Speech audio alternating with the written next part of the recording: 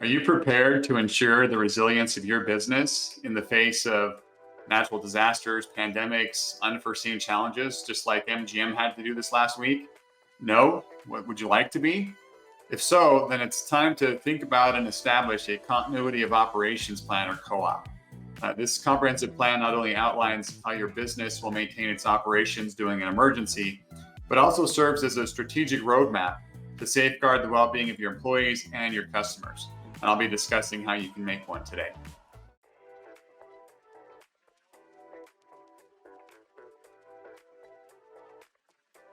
Hello, I'm Michael Kinnett, CEO and founder of Eternal Networks. And every Friday at 1 p.m. Pacific, I go live on Facebook, YouTube, Twitter, and on LinkedIn to discuss the latest technology and cybersecurity news that might affect you and your business, and to share some tips and information that might help you. At the end of our live session, I'll also be answering questions from the audience. So if you have any, get them ready. I'll have some time at the end to cover them.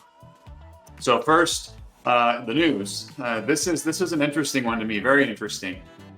Some threat actors have been using they've been redirecting guests to a fake booking website to steal credit card information.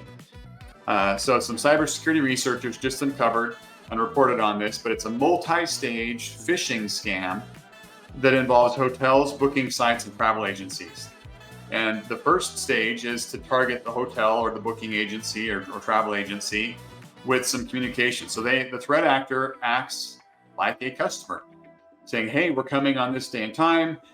We need some accommodations because we have some medical conditions or some various thing like that requires them to send them some secure documents via a URL, right? So the threat actor says, hey, I need to send you some stuff because we need some special accommodations for various reasons. And I'm going to send you a URL to download something on what we need. So once the hotel or booking service or travel agency, whoever the first level of this attack is, when they respond and download the file sent and execute it, the threat actor then has access into their system. They're able to inject themselves into communications with the hotel or booking service and their actual clients. So they're able to, through this access, identify actual customers, clients that have booked rooms, and then send them messages. I want to show you this so you kind of get an idea of what's going on here, right? So they're sending this message through the hotel or booking services messaging service, right? So this comes from what looks like the legitimate hotel because it's coming through their service. And so here's an example, right, of one of these that these researchers uncovered. So the messaging sounds exactly like what a hotel would say, or a booking service, right? It's saying, hey, we've updated some booking rules, some things have changed, and we need you to re-enter your credit card information to confirm your booking with us. If you don't, we're going to cancel your reservation in the next 24 hours. So that's red flag number one. I'll come back to that, right? And then they say, hey, here's a link. Okay, and if you look at the link, it doesn't say the name of a hotel or travel agency. It's a generic URL, right? And then below it's got some other stuff and like, hey, we need to do this, and we're going to take some funds to verify, but then we'll return them, right? If you read through this, knowing that it's a scam, it's very obvious to identify it. So once this message is sent, if the intended victim falls for it and clicks the link, they're taken to a website that looks very legitimate, right? This looks like booking.com. If you've been on booking.com before, this looks very, very real, right? So it's got information about the room. It's got the booking information of what they previously reserved, dates, times, right? Other stuff. And it's asking for credit card information. So this is a very creative multi-stage attack that these threat actors have done. And they've been able to do this and capture credit card information and steal funds from countless victims. So how can you protect yourself against this? Let me go back to that message, right? In anything that we've talked about in the past with cybersecurity, practice the same cyber hygiene you would with this message as with anything else. This is a type of phishing. Don't click on any links, regardless of where they come from, without verifying them, right? So if you look at the URL on this and say, hey, this says it's coming from Brandy by Center Hotels. Why isn't it taking me to their website? Why is it taking me to some generic website URL, right? So look at the URL, look for anything out that just looks off, right? That doesn't seem right. The fact that it's saying 24 hours or we're going to cancel your reservation. They're trying to urge you to act immediately on something. That's another red flag. That's a common tactic that these threat actors use, right? They try to get you hooked, thinking like, oh, I have to do this now, when you don't have enough time to think about it because there's a rush. If at all possible, contact the sender using a known phone number or website to verify that the request is valid. And this is good for anything, right? If you get an email, or you click on it, download the attachments, contact the person that sent it through a method that you know and trust and have communicated with them before, not their email that they just sent you, not any links that they put, not any phone numbers they put in the email, right? So if this message from the threat actor through the booking service said, if you have questions, contact us at this phone number, don't call them at that phone number. Go back to your original reservation, go back to the original website, and contact them with those known trusted phone numbers. That's the only really way to verify that request is valid. So once again, just practicing the good cyber hygiene of phishing, of email, messaging, texting, any method of communication. If you practice those steps, you'll be able to catch the majority of these type of attacks and prevent yourselves from becoming a victim. So I spent a little bit more time on this than normal just because I thought it was such an interesting one, and one that really any of us could see and fall for, right? I mean, if you travel at all, there's a decent chance that something like this might trick you, right? So just be aware of what's going on out there and stay vigilant and just pay attention to the details. All right, so next we're going to talk a little bit about continuity of operations plan. And with the recent attack at MGM, I thought this would be a great topic, right? MGM, if you've been living in a box the last 2 weeks, maybe you don't know about it, but MGM had a massive cyber attack. They were down for nine days or so. They say they're online. Still some reported rumors of maybe not everything's fully back up, but they're operational. MGM had to enact their COOP, right? Their continuity of operations plan in order to function at all, even in a limited capacity, right? So they couldn't take credit cards. They couldn't, they couldn't access the booking system. That there's so many systems that were just offline completely that they had to go completely manual and switch over to a manual continuity operations plan. So they did it. They survived. I mean, there's speculation that they lost over 80 million, with probably more to come. They lost over 500 million in the value of their stock.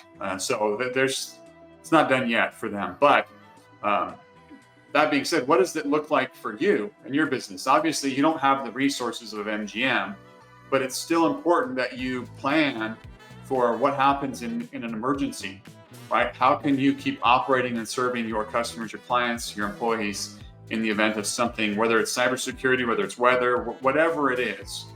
How do you plan for that properly? So I'm going to share a series of steps, and we'll kind of talk about those a little bit. First, you'll notice that a lot of my conversations, my live streams here, we talk about you have to have a risk assessment.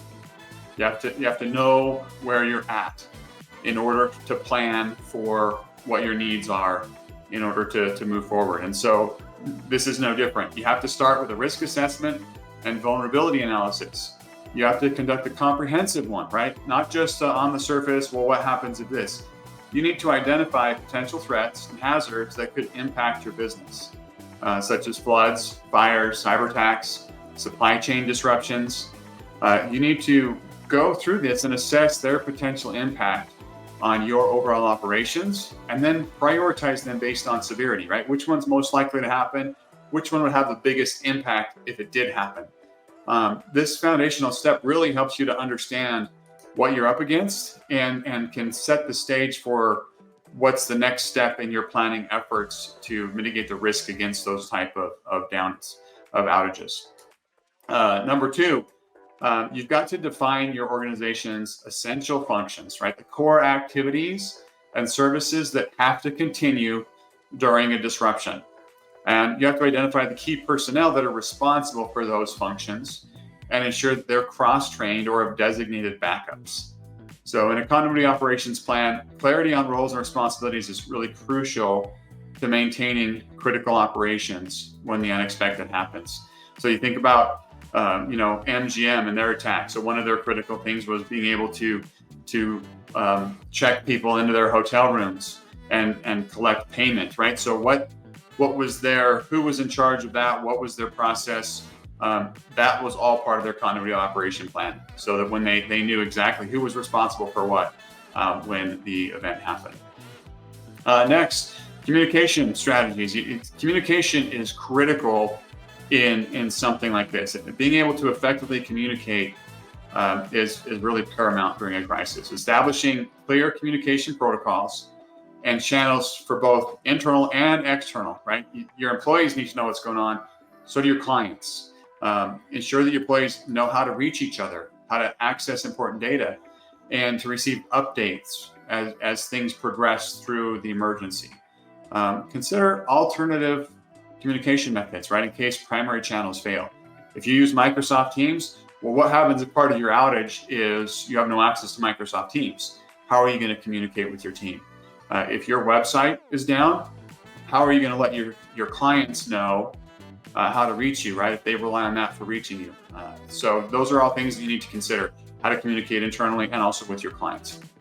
Number 4, your resources and technology requirements have to be considered. You need to outline what you're going to need to support essential functions during a disruption.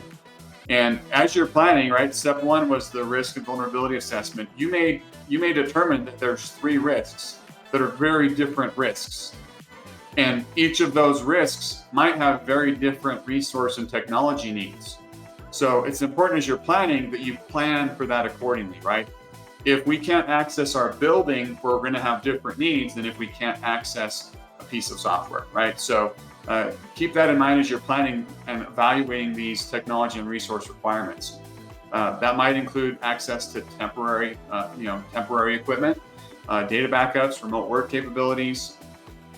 Ensure that your critical systems are redundant or have failover options to minimize that downtime. If your business relies heavily on the internet because everything's in the cloud, what's your backup plan if your internet fails, right? Do you have a secondary internet line, or do you just default to everybody work from home?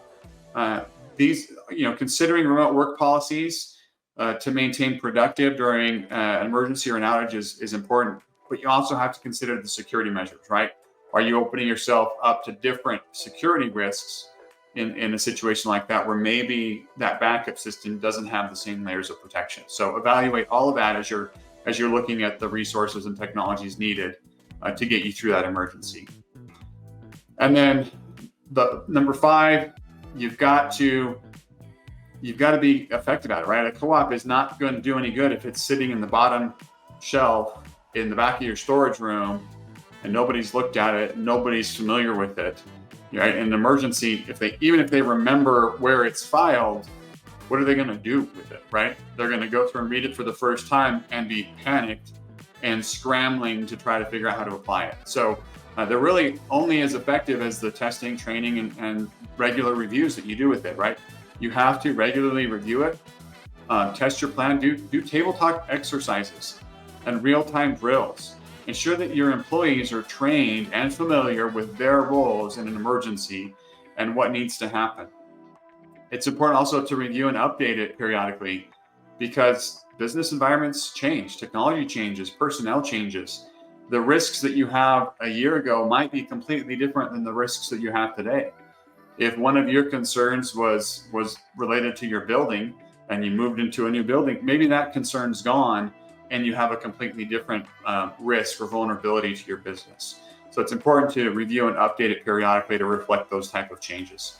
Also, if you have key personnel that leaves, does their replacement take their spot in the emergency plan, or does it go to somebody else? Make sure you're updating that regularly, so that in the event you do have to implement your co-op, You're not scrambling and wondering, oh, this said Bob's in charge. Bob left 6 months ago. Now what do we do, right? Make sure you update and plan for that. The value of a robust continuity operations plan really can't be overstated, right? And at Toronto Networks, we specialize in working with organizations to build and develop their custom co-op plans, right? That fit the unique needs of their business. Our team is here to help guide you through the entire process, from risk assessment to plan implementation. You know what? We'll even come and run some tabletop drills with you if you'd like, to make sure that your organization is resilient in the face of adversity. So don't wait until a disaster strikes, because at that point it's kind of too late to build a plan once the disasters hit. So take those proactive steps and safeguard your operations ahead of time. All right, let's see if we got any. Oh, so Sam, thanks for the thumbs up. Appreciate it. Emily asked, how often do you think MGM does training? I would imagine most major corporations, if you look at any of the compliance and regulations in various different industries, it usually says annual training. I don't recommend you only train annually. I recommend you do, right? If we're talking cybersecurity, there should be monthly, if not weekly, aspects of training to make sure people are up to speed and aware of what's going on. As far as like the tabletop drills and running through those exercises, that might be okay to do once a year, maybe every 6 months, depending on what your situation is and how much change and turnover you have in your environment. But yeah, a lot of those large corporations have an annual component to their training, and then possibly do regular meetings to do updates to that. I can't speak specifically for MGM, but that's what we've seen with, kind of standard in the industry based on the compliance and the outlines and the controls that are recommended. Let's see, I don't see if there's any other questions on here right now. So I do want to, before I end, I do want to let you know that we did a live webinar yesterday talking about end of service, end of life technology. We had a great presentation and had some great participation with the audience and some good questions. So we went over what the risks are to your organization using outdated hardware and software, and some of the risks that you're exposed to by doing that. And then we kind of talked a little bit about some plans on how you can plan for replacing old and outdated equipment and technology. So you can watch the presentation for free by signing up for a replay. The link's below. I'll post it in the chat so that you can access that if you'd like. Thanks for joining us today. If you have any questions or comments, you can always contact me, direct message on any of our social media platforms. You can call our office, you can email the team, go to our website at itnet.works. Hope you guys have a wonderful weekend, and we'll see you next week.